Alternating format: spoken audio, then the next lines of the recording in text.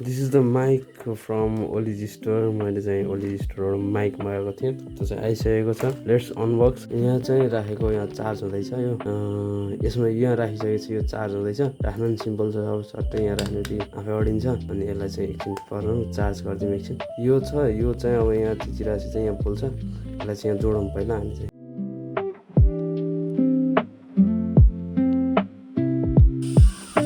This is me Jagdish Devkota होइन। चाहिँ मैले चाहिँ यो लार्क वान A1को माइक नराखिकन आएको आवाज हो यो चाहिँ आवाज नगरिकन माइक नराखिकन आएको आवाज हो। आवाज चाहिँ कस्तो आउँछ भनेर अब चाहिँ यसमा देखाउँछु। यहाँ चाहिँ माइक कनेक्ट पनि भइसक्यो, यहाँ देख्न सक्नुहुन्छ, यहाँ कनेक्ट भइसक्यो। Hello everyone, this is me Jagdish Devkota testing the Lark A1 mic. म आज भर्खरै किनेर लिएर आएको छु माइक। आज भर्खरै 2-3 दिन अगाडि डेलिभर गरेको थिएँ। सर्ट्स पनि हेर्न सक्नुहुन्छ तपाईँले। यो चाहिँ यस्तो आवाज आइरहेको। अब चाहिँ यहाँ नोइज क्यान्सलेसन एकचोटि ट्याप गर्नुहोस् न, हरियो बोलेको देख्न सक्नुहुन्छ।